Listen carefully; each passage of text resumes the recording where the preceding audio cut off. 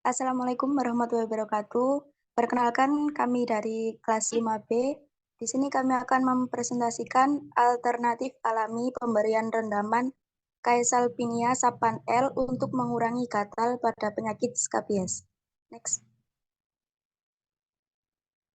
Adapun anggota kelompok 1, Sukma Dewi Aisyah, NIM 11.300.21053, 2, Geo Vilga Ageis, NIM 11.300.21062, 3, Windatul Khairo, NIM 11.300.21065, 4, Nabila Sabita Azharo, NIM 11.300.21068, 5, Putri Mutia Sukma Atamimi, NIM 11.300.21069. Next.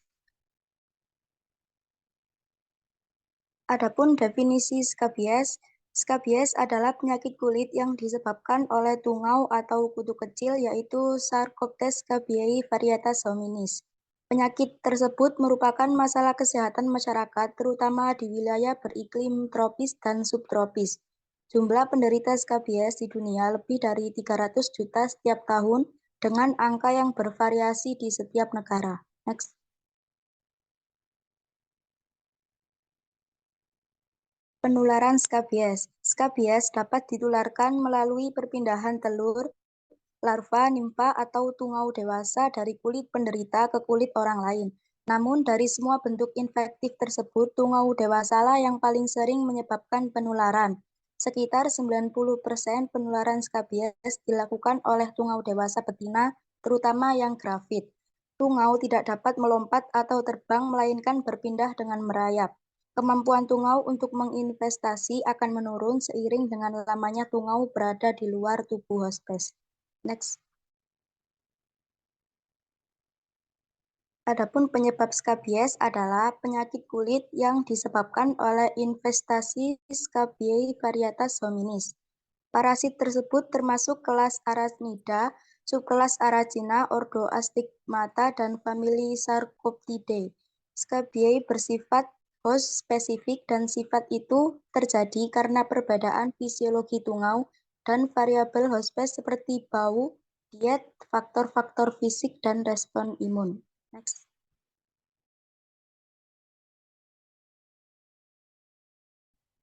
Gejala skabies yang umum terjadi antara lain yaitu yang pertama gatal. Rasa gatal biasanya akan sangat kuat dan akan semakin parah pada malam hari, sehingga menyebabkan orang yang terkena skabies mengalami susah tidur. Rasa gatal sering dirasakan di sela-sela jari, ketiak, selangkangan, dan daerah lipatan lain. Yang kedua ada ruam. Ruam kulit pada kudis biasanya berupa benjolan keras berwarna merah sering kali membentuk garis seperti terowongan. Yang ketiga luka. Luka biasanya terbentuk akibat menggaruk kulit terlalu keras. Luka yang dibiarkan tanpa diobati bisa berkembang menjadi infeksi. Yang keempat, kerak tebal pada kulit. Kerak biasanya muncul ketika pasien memiliki skabies berkrusta oleh karena jumlah tungau yang mencapai ribuan di kulit. Pemeriksaan. Pemeriksaan laboratorium untuk deteksi tungau dan produknya. Walaupun tungau dan produk tungau sulit ditemukan, pemeriksaan laboratorium sebaiknya tetap dilakukan terutama pada kasus yang diduga skabies atipik. Pemeriksaan laboratorium dapat dilakukan sebagai berikut. Yang pertama, kerokan kulit. Yang kedua, mengambil tungau dengan jarum. Yang ketiga, usap atau swab kulit. Yang keempat, pemeriksaan histopatologik. Yang kelima, dermoskopi. Komplikasi kerusakan epidermis pada infeksi skabies memudahkan infeksi Streptococcus pyogenes atau grup A, Streptococcus atau bisa dibilang GAS atau Staphylococcus aureus. Keduanya dapat menyebabkan infeksi lokal jaringan seperti impetigo, selulitis, dan abses, serta dapat menyebar sistematik lewat aliran darah dan limfe, terutama pada skabies berkrusta, dapat terjadi limfadenitis dan septicemia. tikemia. Yang kedua ada infeksi kulit pada GAS dapat menimbulkan komplikasi akhir berupa Pots streptococcus glomerulonephrititis yang dapat berkembang menjadi gangguan ginjal kronis, menurut Kurniawan et al. Tahun 2020. Jenis-jenis skabies. Yang pertama, skabies pada orang bersih. 2, skabies incognation. 3, skabies nodular. 4, skabies yang diturunkan melalui hewan. 5, skabies Norwegia. 6, skabies pada bayi dan anak. 7, skabies terbaring di tempat tidur.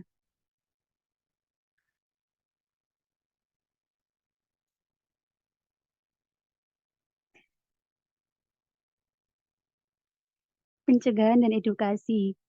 Pencegahan dan edukasi pasien dipastikan memahami cara penggunaan terapi dan tepat, sehingga tragedi terapi dapat tercapai. Selain itu, untuk mencegah penularan diperlukan tindakan untuk memutus rantai penularan dengan cara: 1, tidak menggunakan baju handuk secara bergantian atau tidur di tempat tidur yang sama dengan pasien.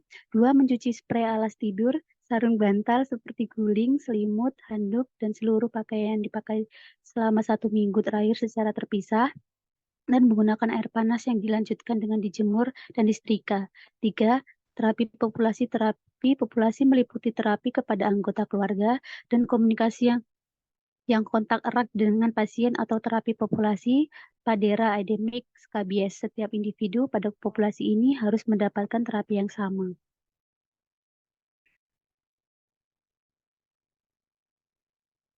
Faktor risiko. Faktor-faktor yang meningkatkan prevalensi skabies. Skabies adalah masalah umum yang disebabkan oleh beberapa faktor risiko, termasuk kemiskinan, kepadatan hunian, pendidikan rendah, keterbatasan air bersih, dan kurangnya kesadaran akan kebersihan. Biasanya, skabies menjadi masalah di lokasi dengan populasi padat seperti asrama, pantai asuhan, pondok pesantren, penjara, dan pengungsian. Oleh karena itu, penanganan yang tepat waktu sangat penting dalam mencegah dan mengatasi skabies. Terlebih lagi, jika dibiarkan terus-menerus, kondisi ini dapat menyebabkan komplikasi serius, seperti tikemia, glomerulonephritis, pasca streptococcus akut, dan penyakit lainnya.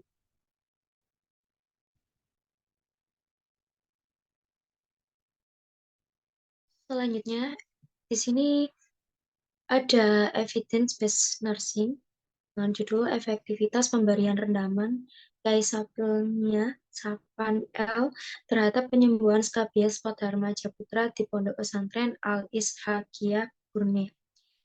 Skabies adalah infeksi parasit yang disebabkan oleh tungau Sarcoptes scabies varietas hominin. Biasanya gangguan yang terjadi yaitu gatal, ruam, dan dapat menyebar di antara orang. Skabies merupakan masalah kesehatan yang ditemukan di negara berkembang. Untuk mengetahui efektivitas pemberian rendaman Caesalpinia Sapan L terdapat penyembuhan skabies lokal yang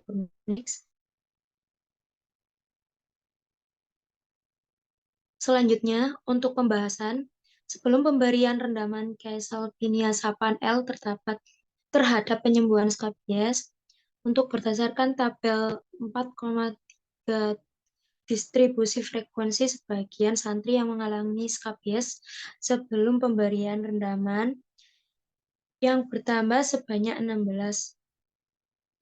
70% responden, sedangkan yang cepat dalam penyembuhan skabies pada santri diberikan rendaman Caesalpinia Sapan L yang berkurang sebanyak 30% responden. Dari tabel 4,5 dapat disimpulkan bahwa lambatnya penyembuhan skabies sebelumnya diberikan Caesalpinia Sapan, lebih banyak responden bahwa pada santri yang diberikan Caesalpinia Sapan sedikit demi sedikit mengalami penurunan rasa gatal, kemerahan, dan munculnya bintik merah yang akan menjadi lubang atau luka. Dikarenakan di dalam kesalpinasapan L mengandung zat senyawa yang aktif membunuh bakteri dan mengurangi rasa gatal. Kesalpinasapan merupakan tanaman famili yang banyak ditemui di Indonesia dan digunakan sebagai tanaman tradisional. Kesalpinasapan memiliki sumber antioksidan alami. Komponen antioksidan yang terdapat dalam kesalpinasapan merupakan tanda bahwa bahan alam ini cukup baik digunakan sebagai sumber antioksidan. Dan kesalsapan kaya akan kandungan kimia komponen senyawa bioaktif yang terkandung dalam kesalpinasapan seperti Brazilian. Sekian PPT dari kami. Selanjutnya saya serahkan kepada rekan saya, Geofilka Ageis, untuk membaca leaflet.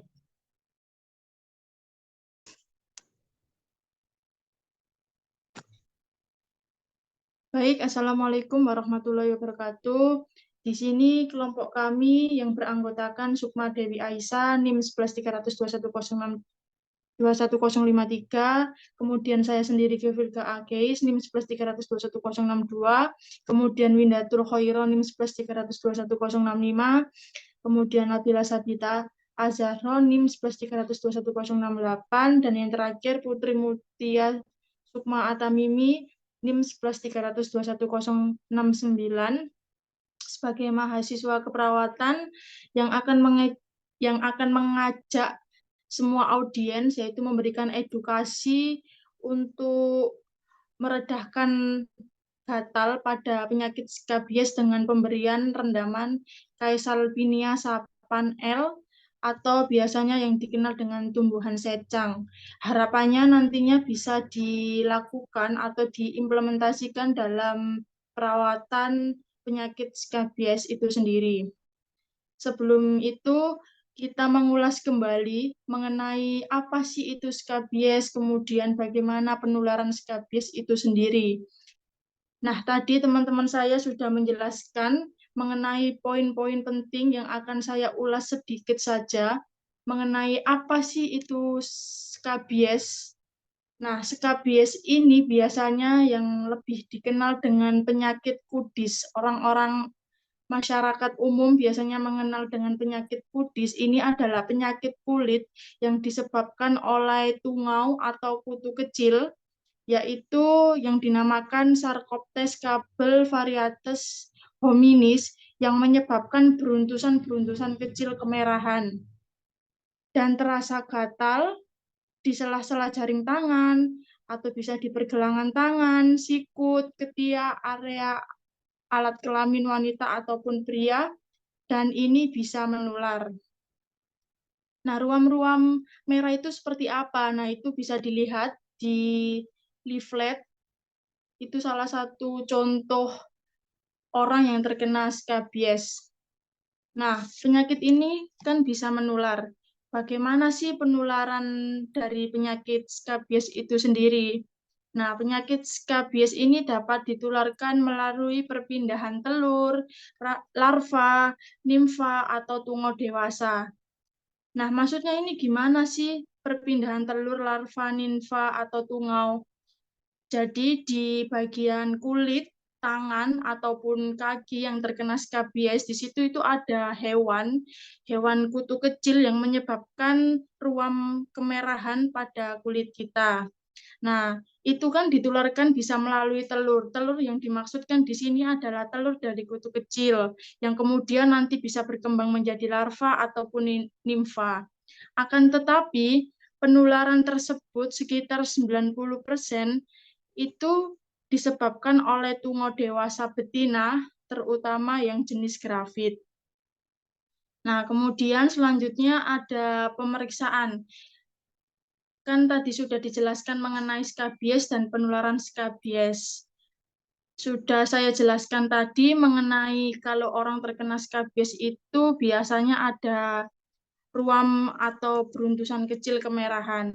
Nah, untuk memastikan kembali, kita juga bisa melakukan pemeriksaan. Soalnya, ketika seseorang kulitnya itu ada beruntusan kecil, itu juga bisa disebabkan karena alergi. Jadi kita memastikan kembali, melakukan pemeriksaan agar dari pihak medis itu bisa memastikan bahwa itu adalah penyakit skabies atau mungkin terkena alergi. Jadi pemeriksaannya itu ada 5. Yang pertama itu ada pemeriksaan laboratorium kerokan kulit. Kemudian yang kedua ada mengambil tungau menggunakan enggan jarum. Ketiga yaitu melakukan swab kulit. Kemudian yang keempat melakukan pemeriksaan histopatologik. Dan yang kelima melakukan dermoskopi.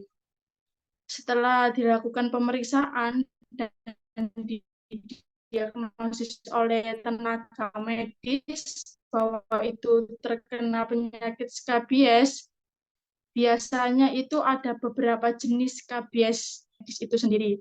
Ada 5 macam jenis skabies, yaitu yang pertama ada skabies bersih, kemudian yang kedua ada skabies incognito, kemudian yang ketiga ada skabies nodularis, keempat ada skabies bullosa, dan yang kelima skabies yang ditularkan oleh hewan.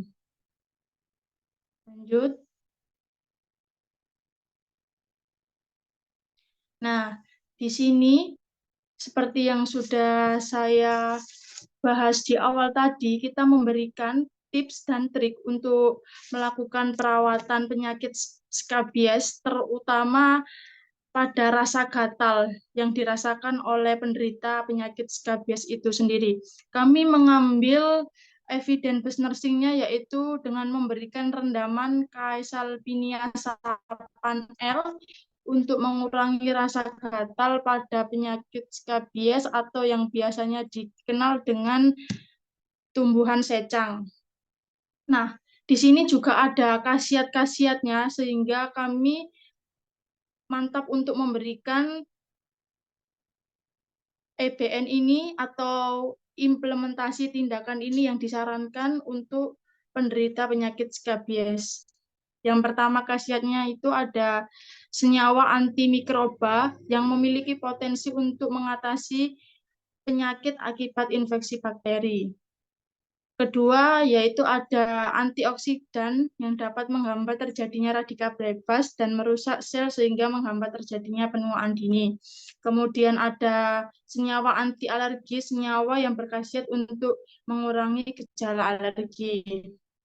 Kemudian selanjutnya ada penata laksanaan atau gimana sih tahap-tahap kita mempraktekkan rendaman tumbuhan secang ini untuk mengurangi rasa gatal pada penyakit skabies. Jadi yang pertama yaitu kita harus mempersiapkan bahan-bahan, yaitu tadi bahan utamanya adalah tumbuhan secang. Kemudian yang kedua yaitu membersihkan area yang terkena skabies dengan menggunakan air hangat dan sabun. Ringkas kemudian mengeringkan menggunakan handuk setelah dibersihkan. Kemudian yang ketiga yaitu mengambil rendaman ekstra tumbuhan secang tersebut, yaitu yang kita ambil adalah bunga dari tumbuhan secang tersebut. Setelah itu, kemudian membasahi kain atau kapas dengan rendaman bunga secang, tumbuhan secang yang sudah direndam. Kemudian yang kelima, dengan mengompres menggunakan kapas ataupun kain bersih yang sudah dicelupkan oleh rendaman tumbuhan secang dan menempel pada kulit kurang lebih membutuhkan waktu 15 sampai 20 menit. Kemudian setelah itu, setelah waktu tersebut, kita membiarkan kulit orang yang terkena penyakit skabies tersebut kering secara alami. Kemudian kandungan-kandungan yang terdapat pada tumbuhan secang atau Caesalpinia sapan L, yaitu yang pertama, komponen senyawa bioaktif seperti brazilin, metibrazilin, spinone, calone, spanone calone, asam gulat, minyak atsiri. Nah, untuk Brazilin yang ada pada bioaktif inilah yang diduga dapat mempunyai efek melindungi tubuh dari keracunan radikal bebas dan dapat juga meredakan rasa gatal. Kemudian yang kedua kandungannya adalah antimikroba, zat senyawa yang aktif membunuh bakteri dan mengurangi rasa gatal. Adapun pantangan-pantangan yang harus dihindari pada pasien yang terkena penyakit skabies. Yang pertama yaitu menghindari untuk menggaruk kulit yang gatal, karena nanti efeknya bisa membunuh kulit. Kemudian yang kedua yaitu membatasi atau menghindari kontak fisik dengan orang lain, termasuk berbagi tempat tidur, pakaian, dan berhubungan intim. Karena penyakit ini menular yaitu dari kutu tersebut yang merayap dari orang yang terkena penyakit skabies ke orang lain. Kemudian yang ketiga yaitu menghindari menggunakan pakaian berbahan nilon, polster, atau wol karena dapat menyebabkan iritasi atau kemerahan pada kulit tersebut. EBN ini pemberian rendaman Caesalpania-Sapan L terhadap penyembuhan skabies pada remaja putra di Pondok Pesantren Al-Ishaqiyah Brunei. Sekian dari saya. Semoga edukasi yang dapat saya berikan bersama teman-teman bisa diterapkan pada pasien yang terkena penyakit skabies ini. Semoga bermanfaat. Kurang lebihnya mohon maaf. Wassalamualaikum warahmatullahi wabarakatuh.